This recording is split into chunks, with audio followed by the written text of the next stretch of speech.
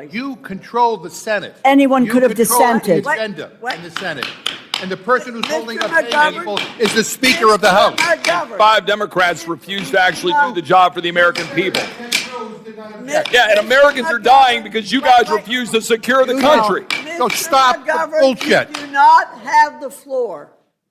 Mr. McGovern, I've been pretty tolerant. So have we. So have we. For this Based on what's garbage. going on here today. Mr. Mr. McGovern, you don't have the right to make that decision. You don't have the right to make a decision that you've been tolerant. We're following regular order here, and that's what I'm going to do. Follow regular order. I, out of courtesy, introduced you to ask a question, but I'm not going to tolerate this kind of an outburst. I will not. I will not. Speak to both sides. Appreciate that, Madam Chair, but I have a little whiplash. I think I need a neck brace from listening to you guys who are complaining about the fact that the Senate didn't have a record vote on final passage of what they sent to us. And we're going to vote on a rule to deem something passed and not have a record vote on the final passage of this continuing resolution. But anyway, you're in charge. You're going to do whatever the hell you want to do. And I have an amendment to the rule. Is it true that the United States House of Representatives, Republicans, have sent over to the United States House multiple times full funding for the Department of Homeland Security, including all operations? I assume you mean United States Senate, and yes, it is. Sorry. And in sending it over to the United States Senate, is it not true that the 53 Republicans of the Senate have multiple times voted for full funding for the Department of Homeland Security? I believe that's the case. So therefore, is it not true that there are precisely 7 human beings in the entire world that are holding up funding for the men and women who are serving our country in Border Patrol, in ICE, in FEMA, in TSA, and every other aspect of the Department of Homeland Security? 7 individuals necessary, 7 Democrats in the Senate necessary to get 60 May only be votes. 5. I believe at least 1, I think 2 Democrats have voted.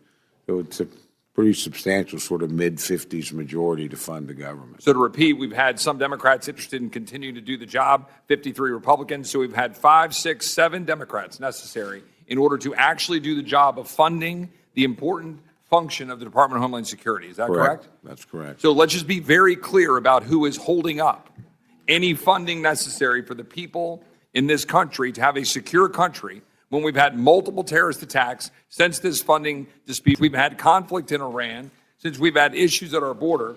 And I would note, for example, a CBP support employee saying, quote, the Senate bill paid TSA, but thousands of CBP and ICE professional staff will not be paid.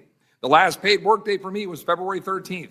Now Senate on paid vacation until April 13th. That is guaranteed for 2 months, no pay. Very likely we won't be paid until May if Johnson lets this bill pass. ICE civilian employee, quote, I have a huge favor.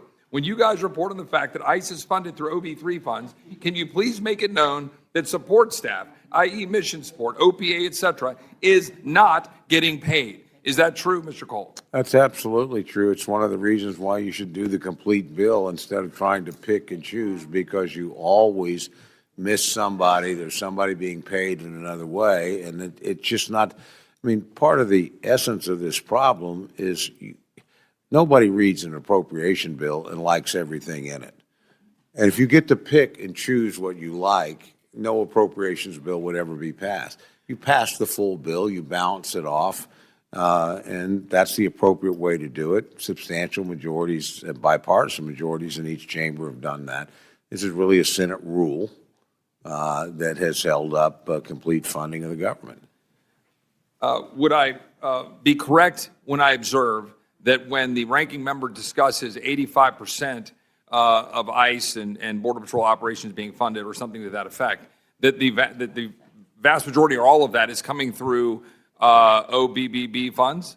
Again, I wouldn't presume to speak for my friend, the ranking member, but that would be my understanding, that that's where the majority of that money is coming from. So to the extent that there is funding going to the men and women in Border Patrol and ICE today to carry out their job, that funding is entirely or predominantly coming through OBB, to the best of our knowledge. That's correct, and it wasn't what it was designed to do originally. Correct. It was meant to better technology, finishing the border wall. How many Democrats voted for the OBB?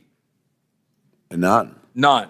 So to be very clear, The funds that are going for Border Patrol and ICE operations was not supported by Democrats. Correct. Democrats today refuse to fund through the normal appropriations process any funding for ICE or Border Patrol to be able to carry out the functions of defending the United States of America.